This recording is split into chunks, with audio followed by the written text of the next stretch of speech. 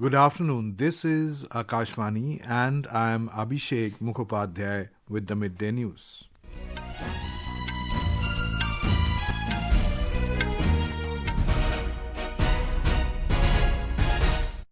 The headlines.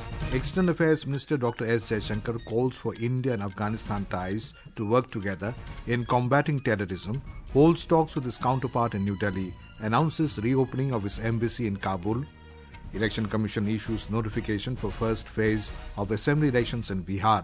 Deadlock continues over seat sharing in NDA and Grand Alliance. Defence Minister Rajnath Singh invites Australian businesses to invest in India, says India is on a transformative journey of structural reforms. The US denies supplying advanced medium-range air-to-air missiles to Pakistan.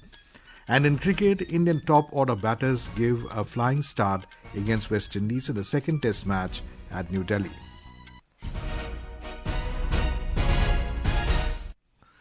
External Affairs Minister Dr. S. Jaishankar emphasized the need for India and Afghanistan to work together in combating terrorism in all its forms and manifestations. In his opening remarks during the meeting with the Foreign Minister of Afghanistan, Maulavi Amir Khan Mutaki in New Delhi, Dr. Jaishankar said both nations have a common commitment towards growth and prosperity.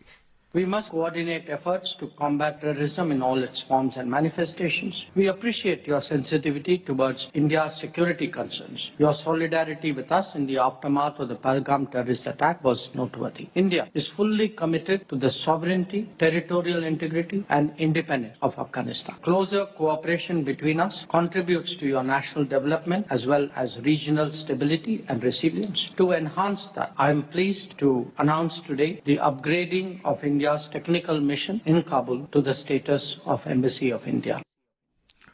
The minister said India has a deep interest in Afghanistan's development and progress. He said the government is fully committed to the sovereignty, territorial integrity and independence of Afghanistan. He said closer cooperation between both nations contributes to Afghanistan's national development as well as regional stability and resilience.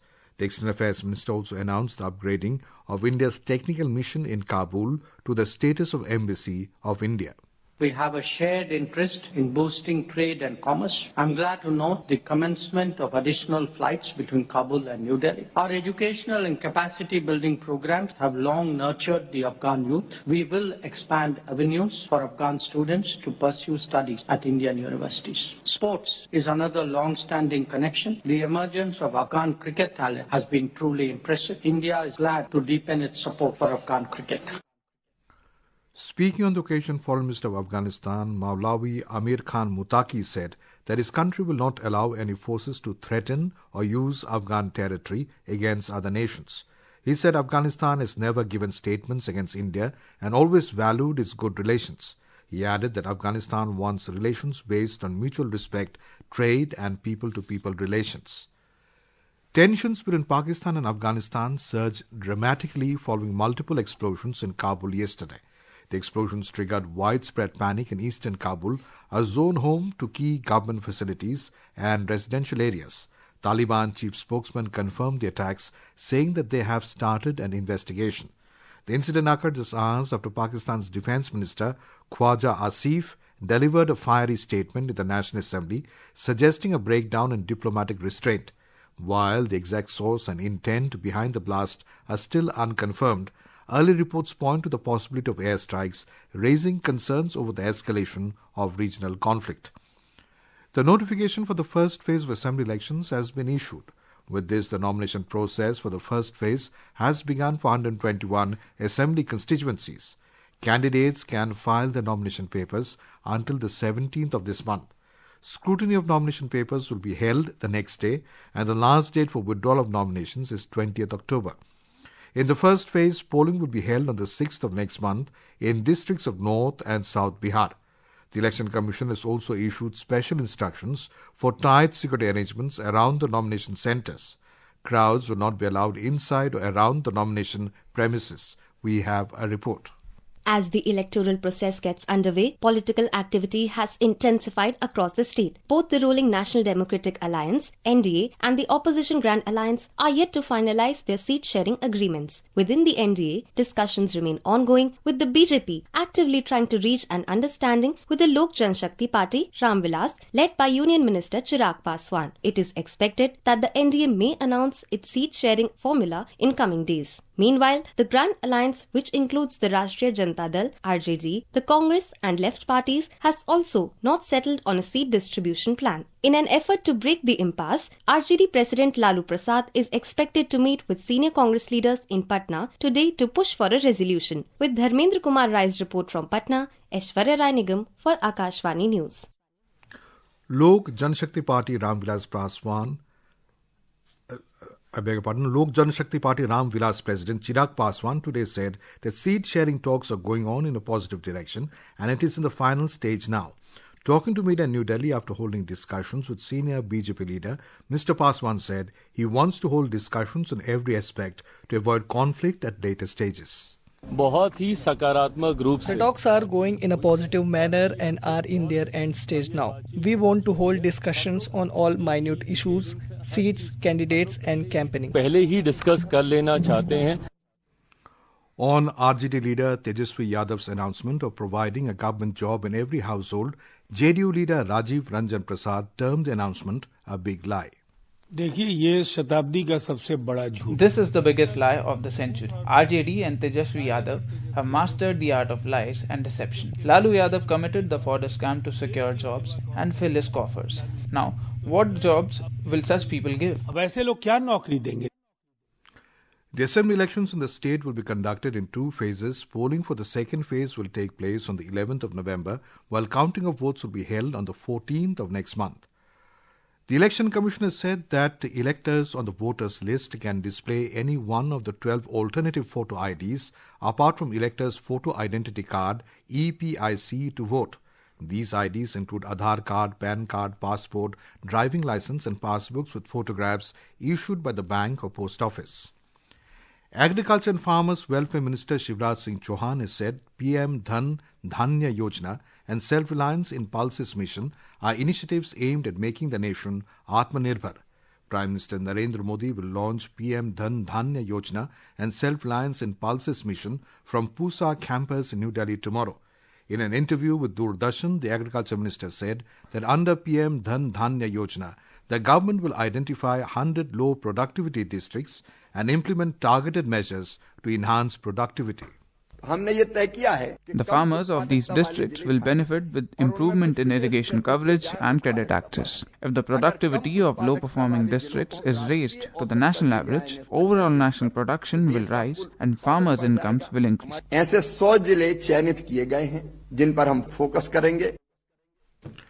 Niti Aayog CEO BVR Subramaniam today released Niti Tax Policy Working Paper Series 2 titled Towards India's Tax Transformation, Decriminalization and Trust-Based Governance in New Delhi. The report includes development of guidance note for prosecution of income tax cases. These guidance notes aim to assist tax officers so that prosecution is invoked only in appropriate cases and after all civil remedies are exhausted. Speaking on the occasion, Niti Aayog CEO Subramaniam emphasized on building a world-class tax system in the country to ensure easier compliance, user-friendly and fair. If India has to be Viksit Bharat, we need to have a tax system which is world class, which promotes compliance, which is easy, which is fair, which is just, and which promotes compliance with tax laws rather than makes it so complicated that people are not deterred but actually fail somewhere or the other more unknowingly rather than knowingly. So I think that is the entire philosophy within which all these recommendations are coming. GST Bachat Utsav, which was announced by Prime Minister Narendra Modi and commenced on the 22nd of last month, is benefiting all sections of society. Today, our correspondent brings a report on the GST reforms that will boost the economy of the state of Madhya Pradesh. The new GST reforms is a big win for Madhya Pradesh farmers, artisans, industrial workers and small businesses. GST on namkeens has been slashed to 5%, making this snack 6 to 7% cheaper and giving a major boost to the Indore namkeen sector of the state, supporting about 350,000 jobs. Farm machineries, pumps, tractors and other implements will now come under 5% slab, reducing cost by 7 to 13% and helping small and marginal farmers to adopt modern tools. Traditional tribal craft have moved from 12% to 5%, making items such as gond painting, terracotta, wooden leg toy, bell metal and dokra craft, bamboo and cane craft and breastwell nearly 6% cheaper, boosting demand in local and export markets. With Samarth Rohan for Akashvani News, Delhi. This is Akashvani giving you the news. For quick news updates around the clock, follow us on X handle at AIR News Alerts, and for details of stories and more, log on to our website www.newsonair.gov.in and download News on AIR app. Defence Minister Rajnath Singh has said that the country is on a transformative journey of structural reforms, particularly in manufacturing. He said India is now the fourth largest economy and the fastest growing economy in the world.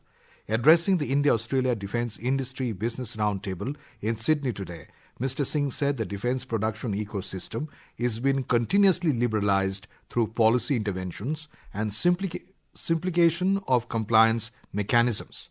Mr. Singh invited the Australian business community to invest, collaborate and innovate with India. He said India and Australia can develop cutting-edge technologies, build advanced platforms together. Our defence exports have reached approximately 23,622 crore last year, and Indian companies now export to around 100 countries. Friends, strategic reforms such as Make in India, production-linked incentive schemes, and a digital transformation have fostered a conducive environment for innovation, investment, and manufacturing growth. The United States has denied to supply a newly produced advanced medium-range air-to-air missiles, AMRAAMs, to Pakistan.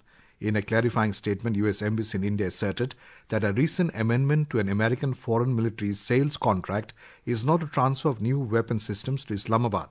It said that the modifications is limited to sustainment and spare parts support only, and no capability enhancement or upgrade to its arsenal is being provided.